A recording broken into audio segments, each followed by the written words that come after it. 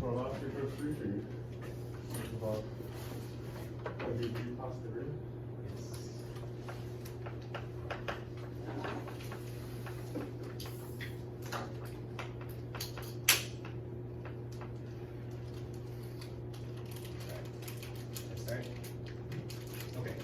So I'm going to talk about NBG, which is a class theory. It's sort of an alternative to ZFC. It arose at around the same time as ZFC. They were kind of like both responding to the same problem. So they both come out of, we talked at the beginning about Russell's paradox, which comes from naive set theory. So just really briefly, Russell's paradox.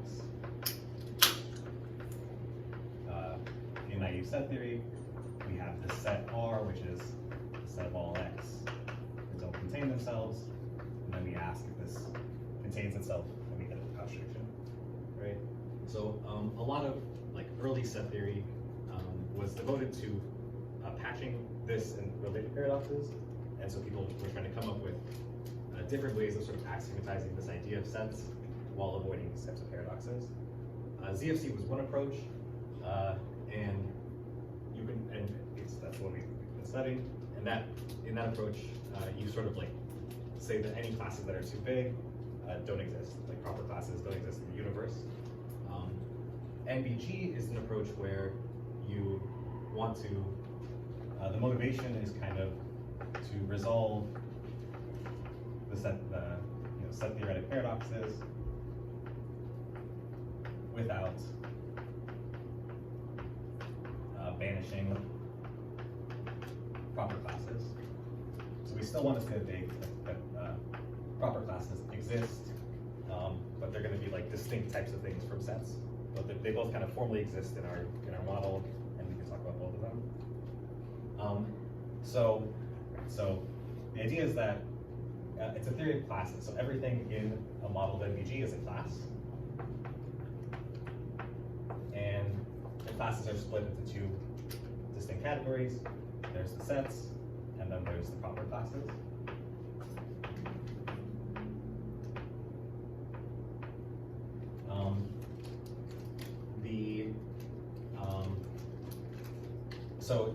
The way it was originally formulated, which was by B's for Bernays, there were two like membership relations. So there's the usual membership relation, which is just between sets. So this is, we write X is an element of Y, these are both sets. And then there's this other weird relation, which is, I guess this is eta, is that right? Eta. So we'd say X, eta, I use my capital Y here, when X is a set, and this is a class. And so yeah, so originally, this was like a two-sorted theory, two types of things, and two separate binary relations. Gödel came along later and showed that it's possible to simplify this and kind of get rid of this relation and do everything with just the element of relation. And so I'm going to be following that approach. I think this was 1940, and then Bernays' version was 29. And then the N is for von Neumann, who had like a related system earlier.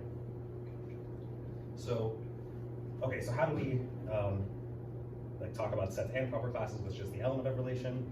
The idea is that we can define this idea of being a set, where we'll say X is a set. The sets are going to be exactly the classes which are members of other classes. And proper classes are any classes that aren't members of other classes. So X is a set just means that there exists some class Y such that X is in Y. And X is a proper class. It's just what the opposite is. So it's a proper class if there is no class. I'll use a capital here, such that X is in Y. So this kind of gives us a way to visualize what's going on. We can visualize. We've been visualizing the set theoretic universe as this like V, which is like our cumulative hierarchy, and so these are like all of our sets, and then in the model of NBG, on top of all the sets, we have one extra layer, which is where all the proper classes lie. So up here, we have just like one last layer. So sets can be members of proper classes. Sets can be members of each other, right? Like every set is a member of the singleton containing it. And then, but like proper classes, you can't go up from there. So then the convention I'm going to use, that I don't have to always write out like X is a set when I'm talking about sets, is that if I ever, so I'm going to use lowercase variables for sets and uppercase variable for classes. So not necessarily proper classes. So if I'm just like talking about classes in general, it'll be an uppercase variable, and then it might be a proper class or it might be a set. And so if I write something like for all x, 5x, it's lowercase, so this is a set. So this is kind of like shorthand for any class x. We want to say if x is a set. So if there exists some y such that x is in y, then 5x. Right? So any x which is a set satisfies 5. And then exists x, 5x is shorthand for there exists some class x, which is a set, which means there exists a y such that x is in y, and x is going to have this property 5.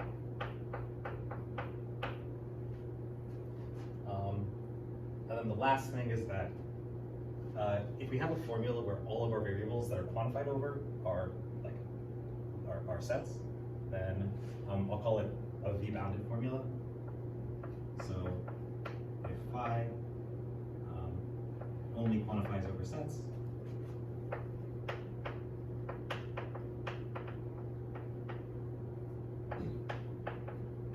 then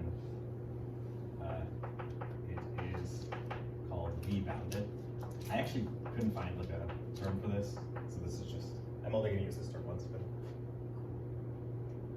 right. So these types of formulas turn out to be really important for NBG, the ones that only quantify for sets. Could you turn it back a little bit better? Yes, sorry. Maybe. Okay. All right, I have lots of space over here. Okay, any questions on anything so far? So this is the basic idea of NBG. So what actually is the theory? So let's write out what the theory is. So here are the axioms. And I'll sort of compare them to, the axioms look very similar to the ZFC axioms. So first of all, we have extensionality.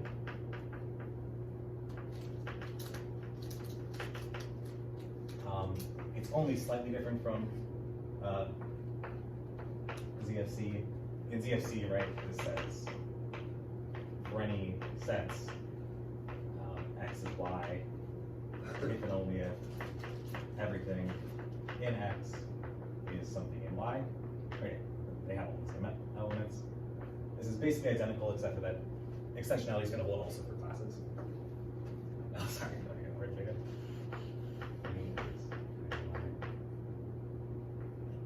X equals y.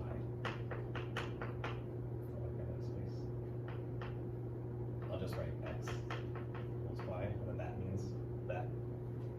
Okay. So extensionality is only slightly different.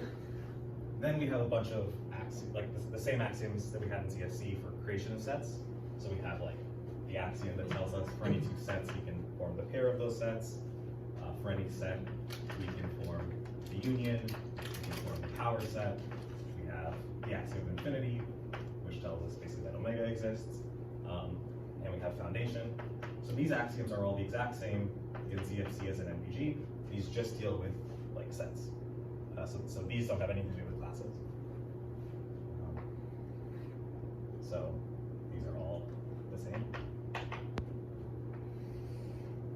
To clarify, in extensionality, Yes. for the second, the last clause, it doesn't matter if you quantify over That's right. classes, right? So this could be uppercase since like the next thing that happens is we talk about z being an element of x. If it was uppercase, then it automatically is going to be a set anyway. Any other questions? So okay. Well, sorry for okay. Partially. So these are all going to be the exact same, meaning that like the variables are lowercase. So these are all just like set set axioms. So like for example, this says Right. for any x, for any y, the set x, y exists. Sure. Is a set. And it exists as a set. But so for infinity, for example, can you say that it's the smallest class, which is, containing 0, or is that equivalent? Do you say it's the smallest? I think it'll end up being equivalent. Okay. But I guess for simplicity, I'm going to want it to be a set. Okay. But yeah. Just the same. Yeah, Yeah. Okay, and then there's 3 remaining axioms, and they're very similar, but like slightly different. So we have replacement. So in ZFC, replacement was an axiom schema, which means it was actually infinitely many axioms. We talked about if you have like any function symbol, so any formula f of x, y, which is a function, which means like for any x, if f of x, y, f of x, y prime, then y equals y prime. So if f of x, y is a function, then for any set x, well this is ZFC, so for any set x, f of x exists. Right, so there's infinitely many axioms here, 1 for each value of f. Over here in NBG, we can kind of like use the fact that we have proper classes in our actual universe to reduce this to just a single axiom.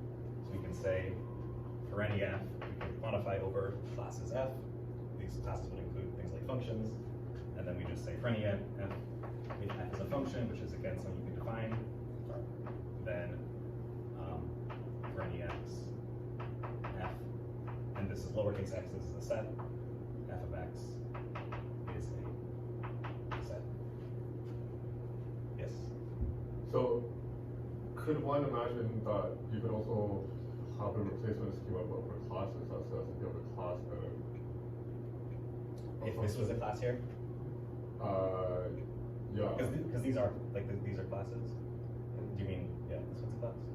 No, like you could also imagine like a version of replacement that says if you have like a class and a function between classes, which again would have to be expressed by a function, like a super class in one.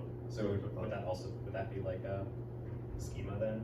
Would that be implied by the NBG axioms, I guess, is what I'm wondering. Or do you also need a schema if you want to express that? Because you don't know. I'm not sure, yeah. Okay, cool. But okay, so this is one kind of advantage of NBG. We get to say replacement in a single sentence.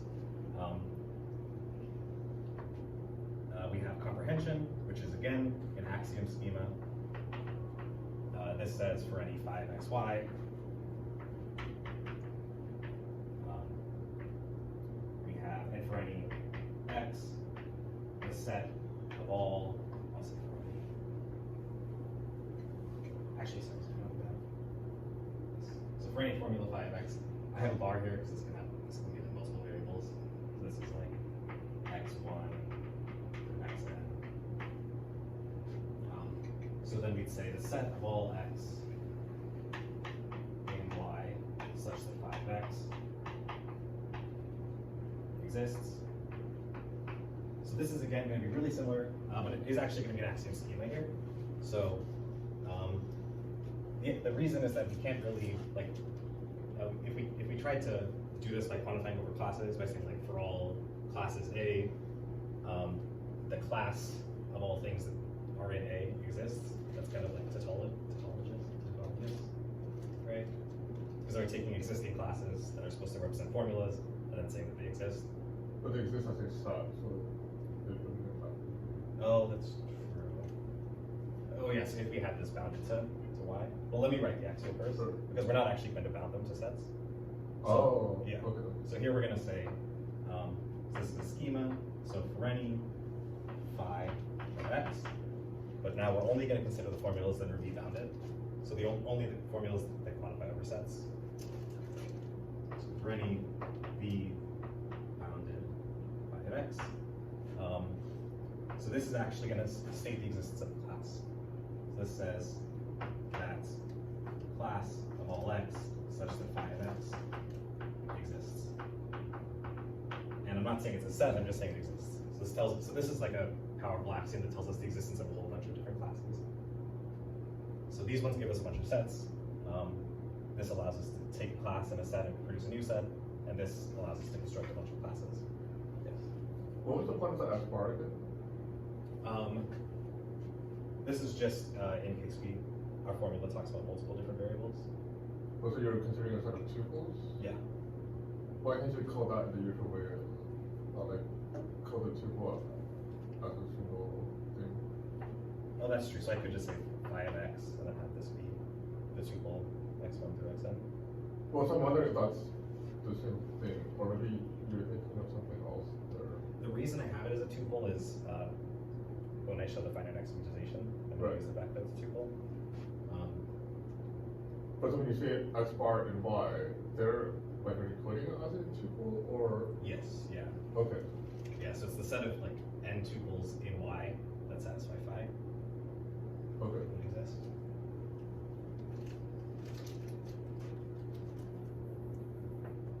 Okay, and then the last axiom is choice. And this is again slightly different. In ZFC we have there's a bunch of different ways of phrasing it. We can say like there's a choice function on any set. And in NBG, what we're going to do is we're going to say that there's actually a choice function on the entire universe, like all at once. So we can write this, we can write this one. So for any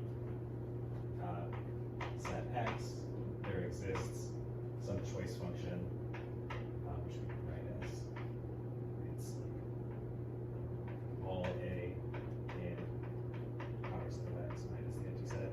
So all the non-empty subsets of X. Right, so it chooses an element of each non-empty subset of X. Over here, we just say that so we don't care about thinking about a specific set. We just say there's like a single global choice function which makes all the choices at once. So there exists some global choice function which just looks at every, I guess this needs to be set. So any, I'll say lowercase x.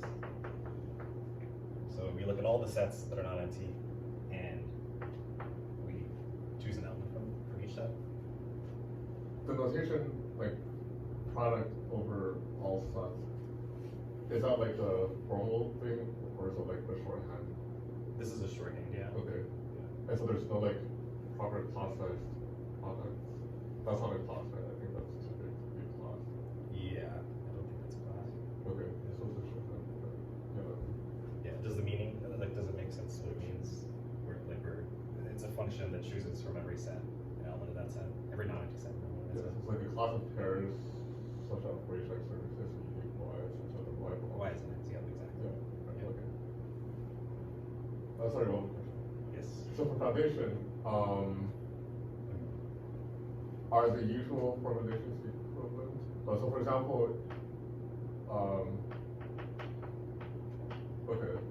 It's the same, yeah. So for all sets, Yeah. but would that be the same as for all classes? I guess it probably would be for the same.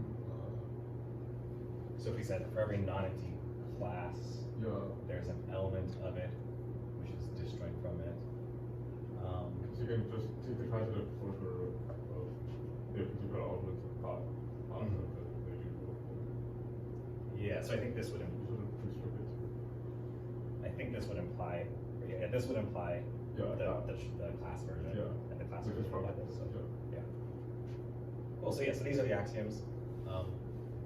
So one thing to notice here is that we had two schemas in ZFC. Over here we just have one schema. We still have infinitely many formulas here, which is that's not great. We want to get things finite. And it turns out that we can't. This is one of the cool results about NBG, is that NBG is finitely axiomatizable. I'm probably still writing just Is this better? This feels so inaccurate.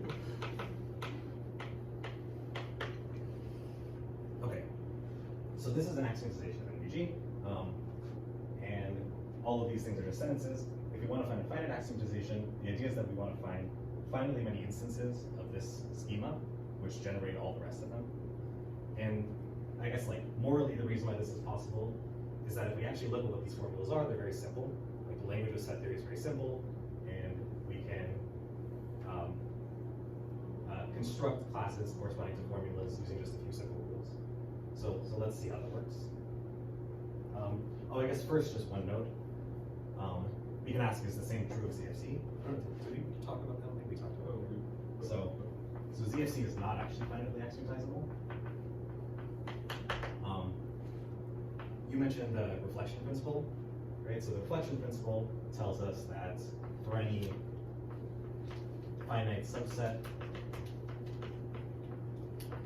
F of ZFC, ZFC can prove its consistency. So ZFC can prove that there exists a model of that finite subset. So ZFC proves the consistency of F. But then, if ZFC was finitely axiomatizable, we'd run into a problem, because that would mean ZFC would be able to prove its own consistency. And then there's a famous result that says if you can prove your own consistency, then you're inconsistent. So if ZFC was finitely axiomatizable, then ZFC could prove the consistency of ZFC, which would mean that ZFC would not be consistent. So really, I guess we're saying, as long as we think that ZFC is consistent, then it's not finitely axiomatizable. If it isn't consistent, then it's like obviously finitely axiomatizable, because you can just take the contradiction. So this is just a side note, because I'm not going to prove the reflection principle. Yeah. The same that ZFC can prove the consistency of a finite pattern, that's assuming that ZFC is consistent, like, or well, if ZFC is equivalent to right. a finite subset of it, then the reflection principle would give us that ZFC can prove its own consistency. But the fact that they can prove the consistency of a finite pattern, is that a theorem of ZFC or? Yes. Really, the reflection principle is a theorem of ZFC. Yeah. Is that what you're asking? It's not topic. Okay. Yeah, this is just a side note. So ZFC is not what NBG is. So let's try to do this. So yes, like I said, we want to kind of find a way to write finitely many class existence axioms that cover all of these, that like correspond to every formula. So to do this, we need to ask, what do the actual formulas look like? So, and this is where the v-bounded part is going to come in. So we ask, what do the v-bounded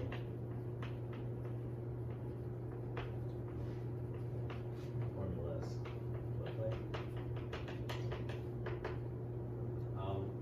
And there's only a few cases. So first of all, we have like our atomic formulas. These are just, so our formula is going to be like phi of x, where we have like n variables x1 through xn. So our atomic formulas are just going to be saying that, you know, one of these x's is an element of another of these x's. So like xi is an element of xj. We never have to worry about the class being an element of one of our xi's. If we ever had this, then this would mean that A is a set, which means we could reduce it to this case. So we don't have to worry about this case. The other case we want to think about is, what about if one of these variables is an element of some class that we already know exists? We also have identity. What if xi equals xj? But by extensionality, we can reduce this. Right, equality is the same as having all the same members. This doesn't mention equality, so we can again sort of like take any statement of equality, insert it into something which doesn't mention equality. And you would also like have to choose that to make it a bounded form. Or maybe like their convention, it's the same as the one that follows you, and that's usually Yes, yeah. Yeah, so we would replace this by, and these are like already set variables. Yeah. So if you can say for all y is an x, xi, only if x and xj, and right, and these can just be set variables that you can be class variables. So we can ignore this case as well.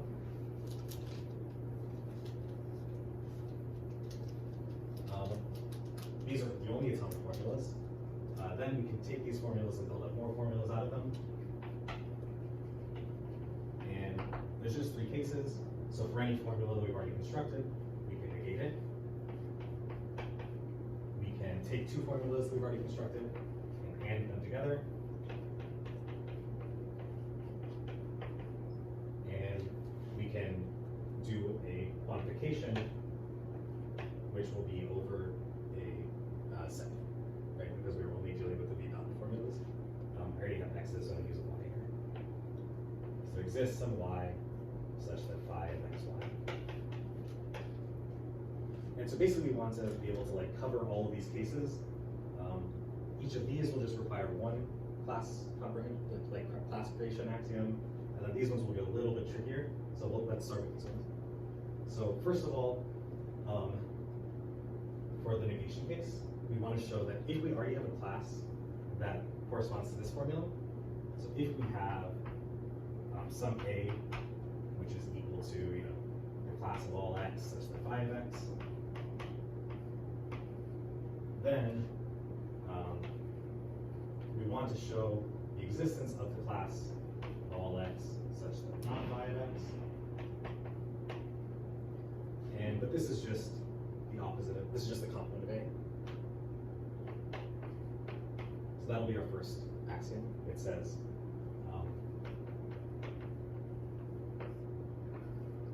for any class A,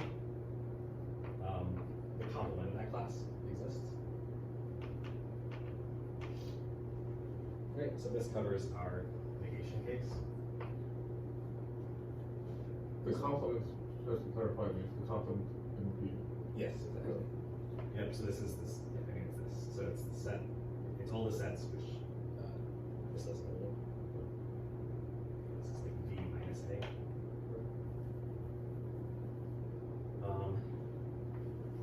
Next, the AND case is also pretty easy.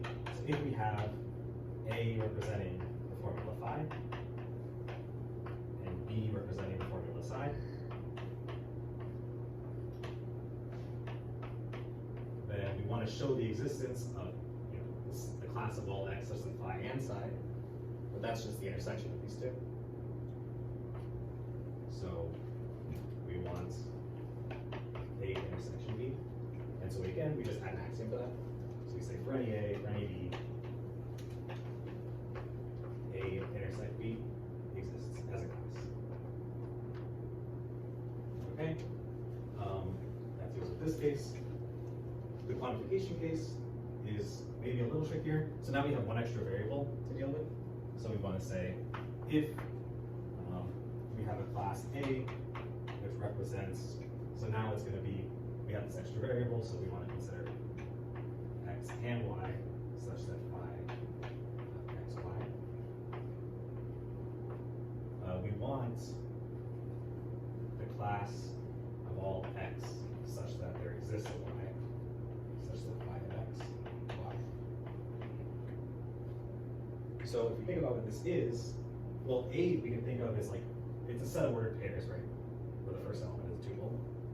And we can think about A as like a relation, which relates these tuples to y. And over here, we're saying we want the x's, which are related to some y. And that's just the domain of our original relation. Does that make sense? So this is just the domain of A. And so we're going to have an axiom for any class A, the domain of A exists. Okay, so that deals with all these cases. Might go up to that right now, but just makes sense. So, right, so we still have to deal with xi's and xj, something like this. So first of all, we can think about this class.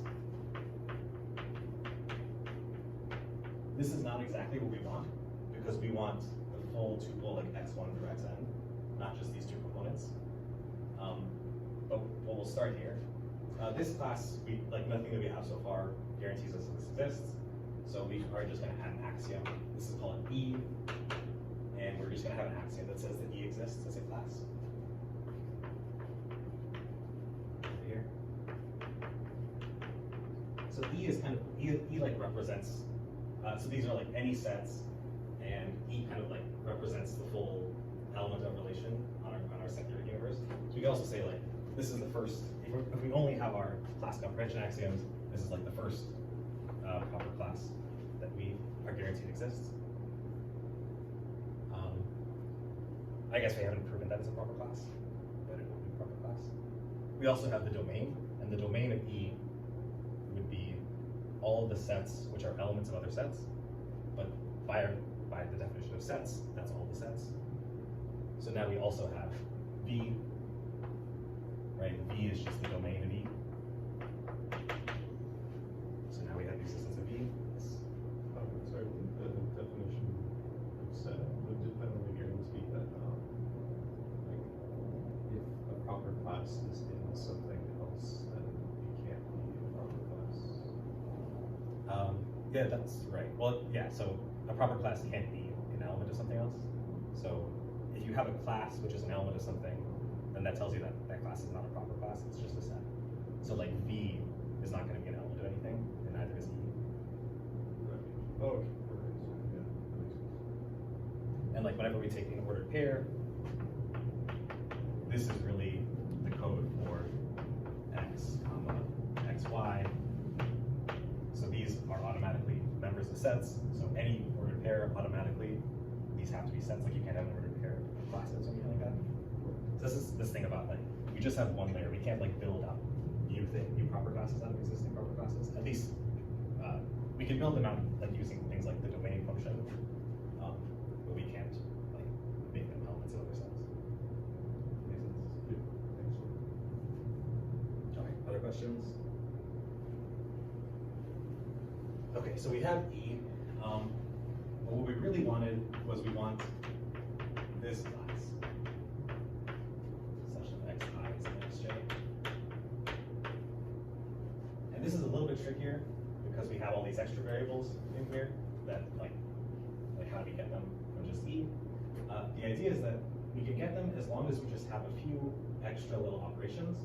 If we're able to add new variables in between xi and xj at the beginning and at the end. So what we want is we want for any, or like we want to say if A is the class of all xy such that some property phi holds of xy, we want to be able to construct the class first of all by adding some new element, new variable at the end. Let's say we want the existence of this. We want the existence of a class we get by adding z at the beginning.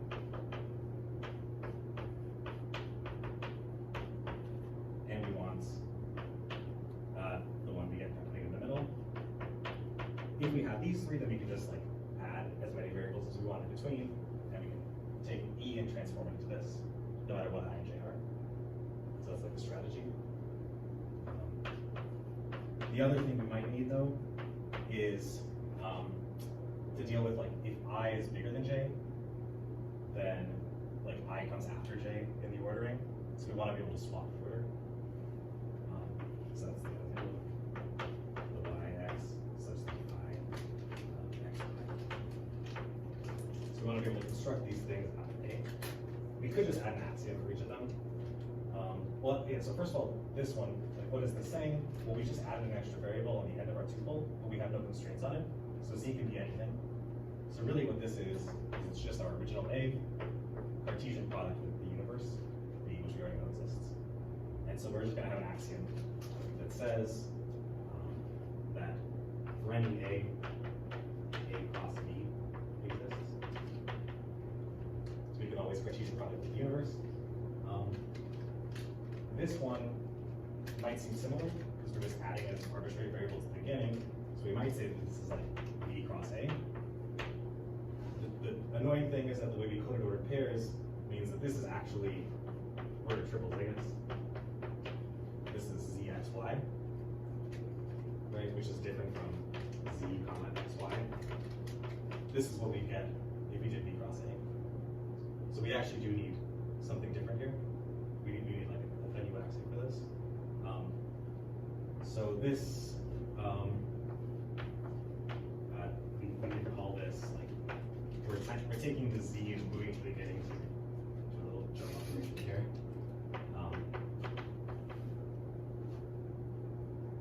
Right.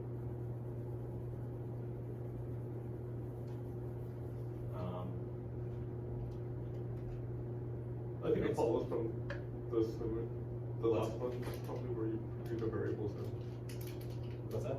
It probably follows from like the combination of the others, because you could first swap the Oh yeah, if you had this already? Yeah. Yeah, that's right. Yeah, this, well, so we could take x, y, then we could swap them, then we could add on a z at the end. I guess that's still not the right order. Is this the way you're thinking of it? Okay. We can move this Right, back, right. you can see Yeah, I y, see what you x. mean, right. We like associate two instead of Yeah. Yeah, I think this one doesn't follow from this and those ones at least. Sure. Okay, what about adding something to the middle?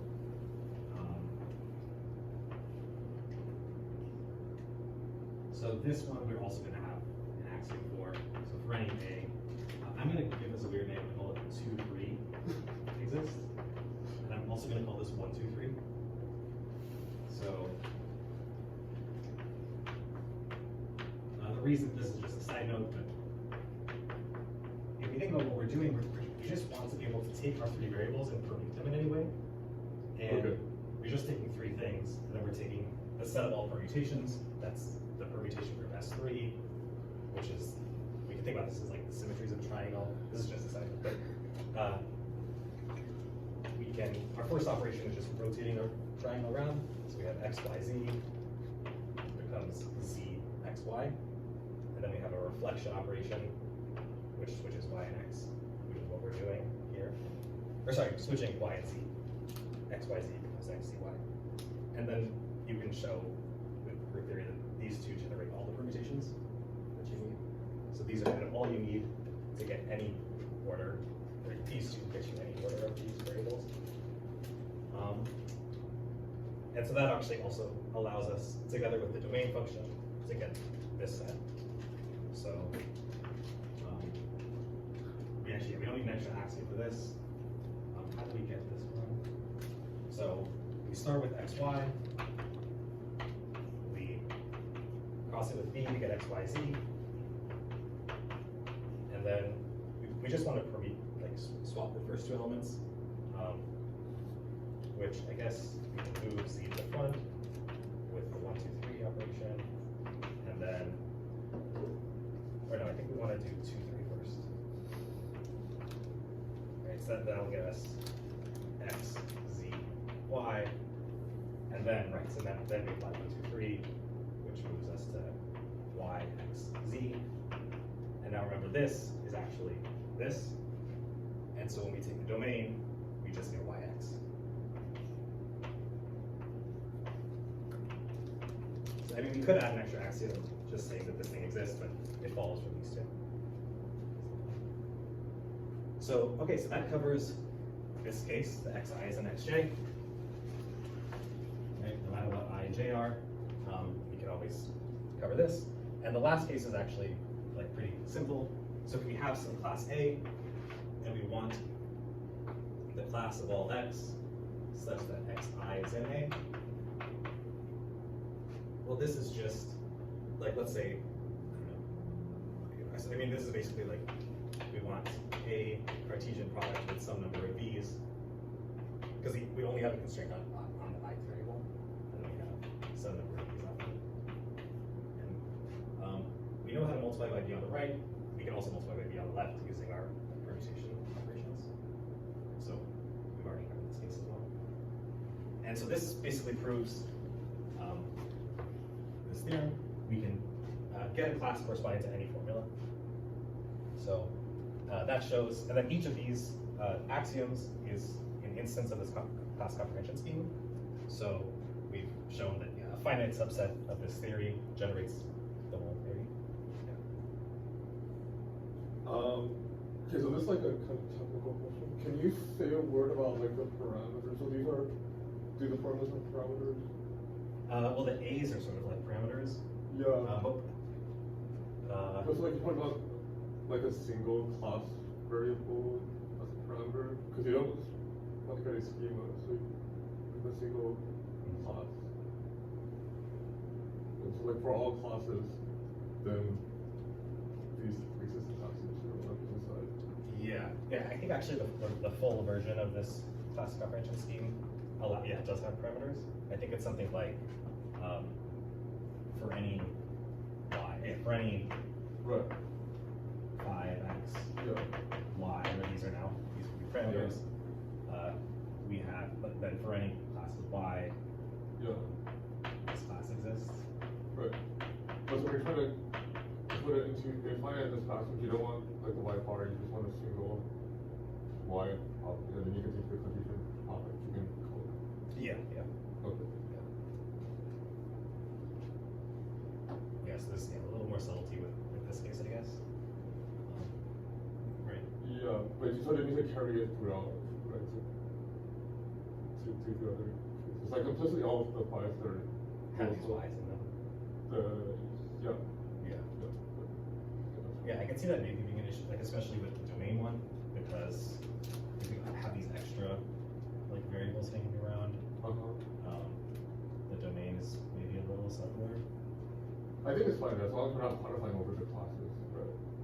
Yeah, that's right. Yeah. So they're just kind of like constants, I guess. Yeah. Okay. Let me see.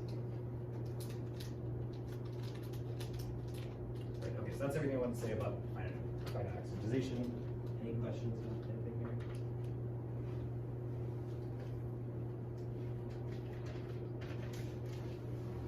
Okay, so the last thing I wanted to talk about is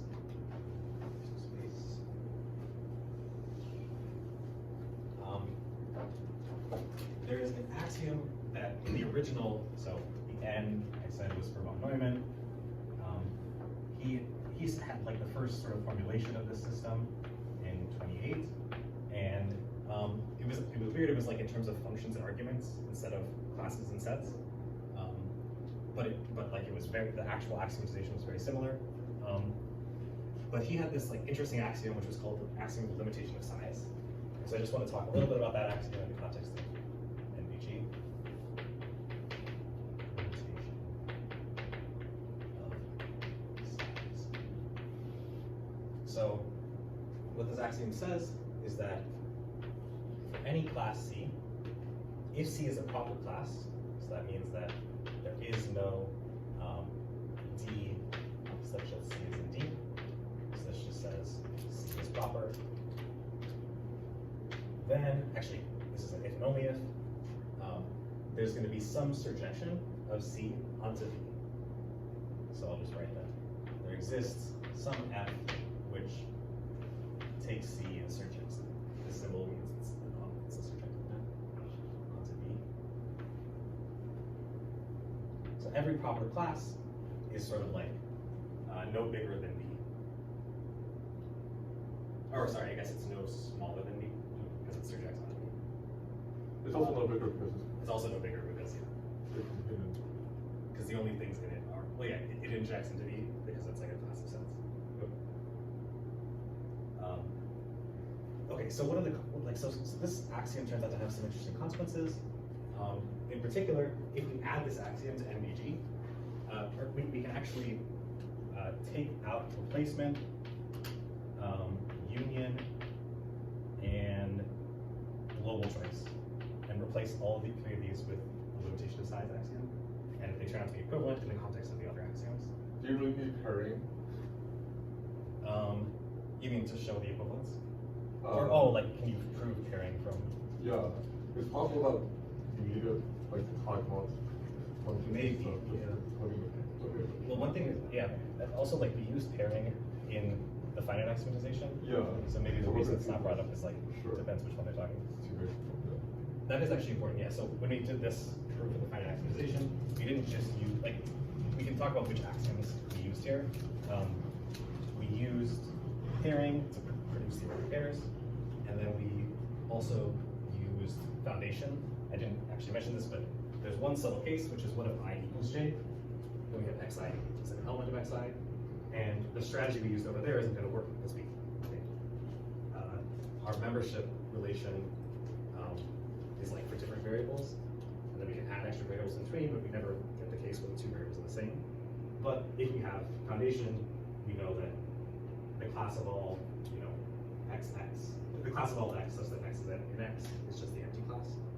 But you sort of don't need, like you could also just have an additional axiom for that case, right?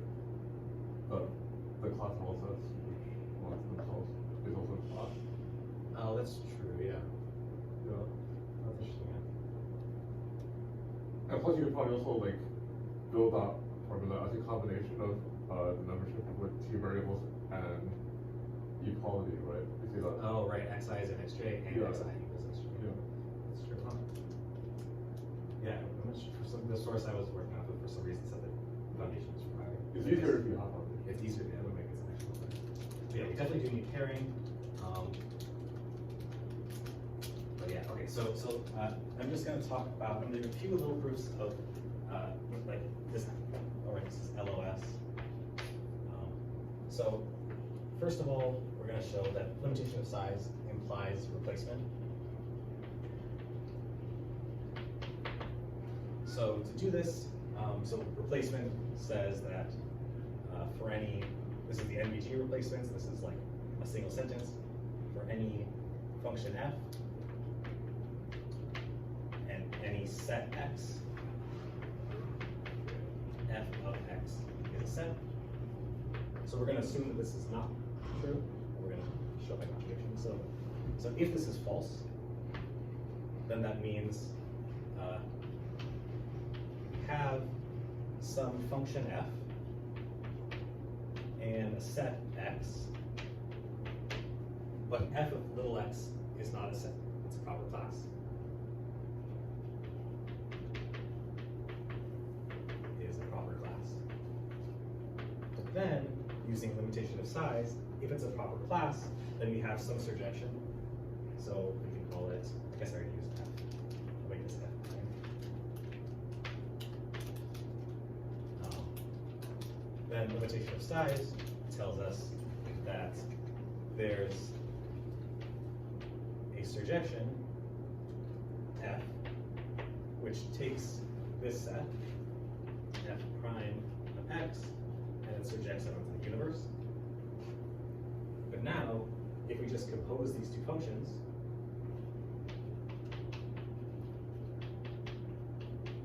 well, this is now a function which takes x and surjects it onto the universe, and then we use the backwards direction. So if we have the surjection, then x has to be a proper class. But we assumed it was a set. It's also just by Cameron's theorem you can't have a surjection from x to b x. If it's a set. Yeah. That's true, yeah. Okay, yeah, so this part doesn't actually need that. But yeah, so this is a contradiction, which means that the replacement has to hold.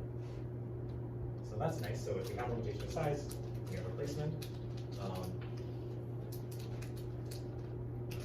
All right, so limitation of size also implies that there's a global well-ordering. All right, it's GWO. So a global well-ordering is a function, or it's a relation on the whole universe, which is a binary relation, which is a well-order. So how do we show this? Well, first of all, we use the fact that the ordinals, when this is a proper class, using limitation of size, that means it surjects onto the universe. So there's some f that surjects the ordinals onto the universe. So for any ordinal for any set, we can find some ordinal in the map. So there might be multiple ordinals. But since these are ordinals, any set of ordinals is going to have a least element. So what we can say then is that so F inverse of an element X in V might have multiple ordinals. But what we can do is we can just choose the least such ordinal. So we can define this way. Define G. So now this is a function that acts on a set. And what it's going to do is it's going to be the least ordinal gamma such that f of gamma that gets mapped to V. Now we have a unique ordinal for every set, and so G is a bijection from the ordinals Two subclasses. to the ordinals because this was a function. So we have like But you only pick the least one in each prefix. Or, oh right. but that's fine, I mean, a subclass is still. Oh, that's true. Yeah, we don't actually. So I guess we just care about this being Injective. injective, right? Right. Okay, and then we can use this now. So now we have like we can think of this as like the labeling of every set in the universe with an ordinal number, and so that gives us the working on the universe. So we can define for any two sets x and y, x is less than y, if and only if g of x, which is an ordinal, is less than g of y. And this is now a well ordering of the universe. Okay, so that's cool. We have global ordering, and from a global ordering, we can pretty quickly show that global choice holds. So limitation of size also implies the axiom of global choice. Well, if we have a global well ordering, then we could just like we want a choice function of the whole universe. So for any set, we can just take the least element out of this ordering, and then that's going to be our choice function. So define G, I guess I said G H of X to be the minimal element of X under this ordering. And then now we have and as long as X is not empty, this thing will exist, so we have a choice function on it. I guess over there I put a G. Oh, but I already have a G. Okay, never mind. Okay, so this shows global choice. So yes, we have the limitation of size implies replacement and global choice. It also implies union. The proof of that is like takes a little bit more time. Should I do it? I think you're close to on time. Okay, if somebody asks me about it, Yep. okay, so then I'll be done unless somebody asks. Good. Yeah. I have a nice picture. You should have asked. So can you say a few words about improving? Okay, sure. Okay, so I think I might need more space. I'll do it over here.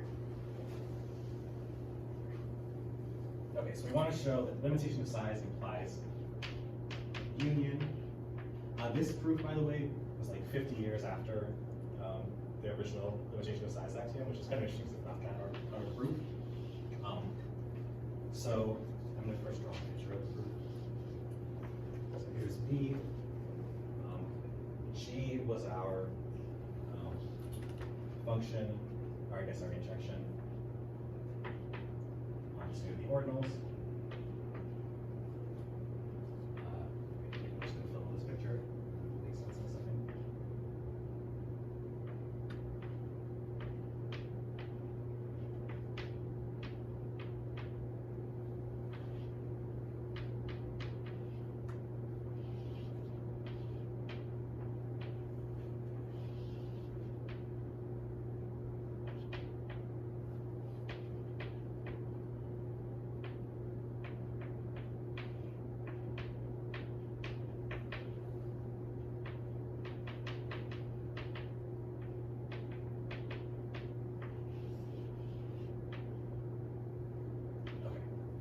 Okay, so here's how this proof goes. So we're going to take some set X.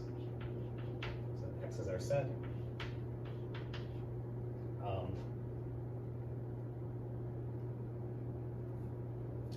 So then for each y and x,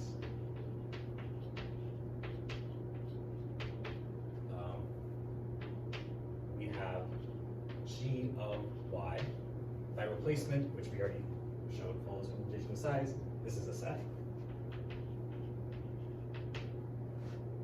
And it's a subset of the ordinals, right? So it's a subset of the ordinals, which means that it's bounded. We can find some ordinal that's above everything in G of Y. And we can find the least upper bound. So we can define H of Y to be the least strict upper bounds. This is the max of The soup plus. oh, it's this. That's right. Soup plus of the set of all G of Z such that Z is a Y.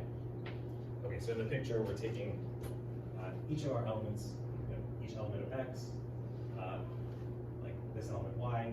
G of Y is just what all elements of Y get mapped to, and we find an upper bound on G of Y and call it H of Y. And we do that for every single element. So now we have a bunch of these ordinals, like H of, for each element of X. So now we have H of Y for each Y and X. So we can talk about H of X, which is the set of all these H of Ys. And this is again, it's again a set by replacement. So it again has some upper bound, which is alpha, which I'll call alpha. It's a set. So it has some upper bound. This time we don't care about it being at least one. Alpha. Okay. And now we're going to take F. Oh, this is the F from over there. So this is the F we use, which we had inverted to get G. So F of alpha, which is the set of all F of beta, where beta less than alpha. Well, now we know that all of these things are betas less than alpha. So this is a subset, or sorry, this is a superset of F of G of Z for each of these. Right? Each of these is like a Z inside one of the Y's. So this is a subset of F of G of Z for Z in Y and X, or we're saying for any Y. Any Y which is an X, take C which is not an Y. But now F of G of Z, since we got G by inverting F, is just Z. So this is, actually this is this way. So this is the set of Z such that there exists a Y such that Z is in Y and X, but this is just the union of X. So now we have the union of X is a subset of this guy, which is a set. So this is also a set. Okay, so there we go, that's that. And then, yeah, I don't know the other direction, how you get from replacement, global choice, and union back to limitation of size. But this shows one direction. No, so it's equivalent to the combination of. Yes, yeah, it's equivalent to the combination of these three, of union and choice and global choice. But it's not equivalent to the union replacement and ordinary choice. Yeah. I don't know why, but I just saw that. I think probably the way you do it, you sort of,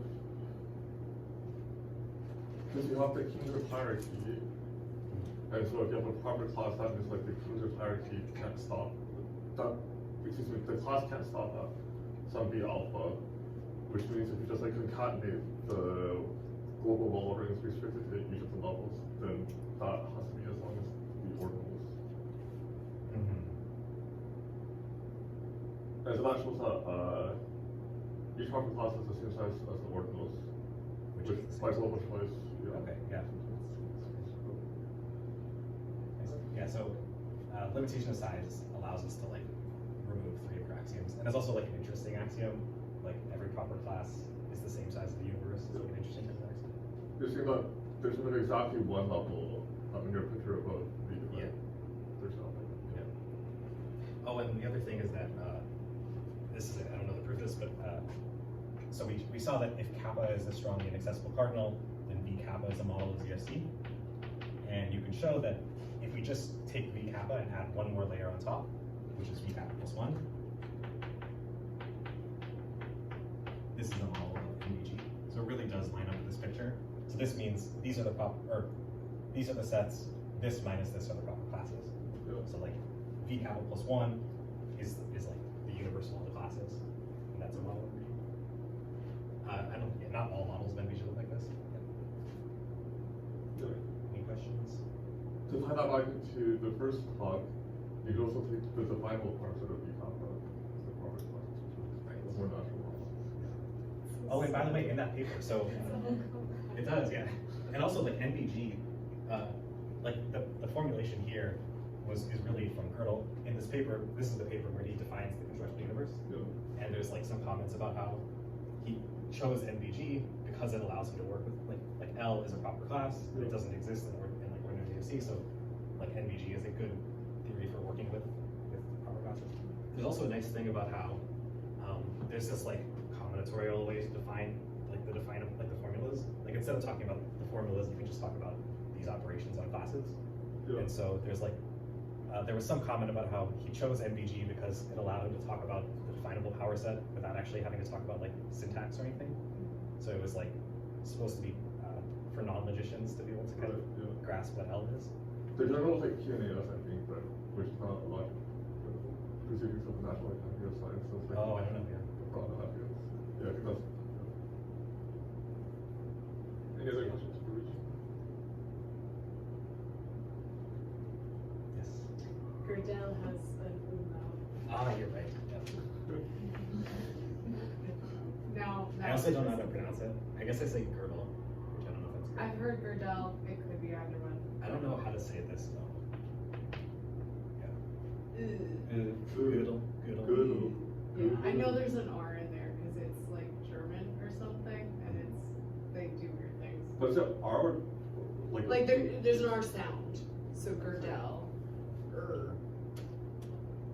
like there's an R sound in there even though there's not an R Yeah. written down. I feel like it's not quite an R. It's like good. Yeah. Well, yeah, I think that. Yeah, like I say er. with an R, but I think that's not correct. No, the umlaut is like or something, but like anytime I've heard people who like seem to know what they're talking about pronounce it, they've said like Gödel or Gödel, so they always add the R sound. Sometimes they have like I think is just like a weird sound for English speakers. Yeah, to it's make. true, it's true. Er is easier. Gödel, maybe. I don't know. Gödel. I mean, you pronounce like the composer's name Dvorak, even though there's no J in there or G or anything. It's Dvorak. Oh. But there's like a Sevilla or something. It's this. Maybe. And you how do you pronounce it? Dvorak. Dvorak. Dvorak. Yeah. It's also like the English one approximation of the Yeah, English that's type. also true. Okay, other questions? Let's thank Rishi again.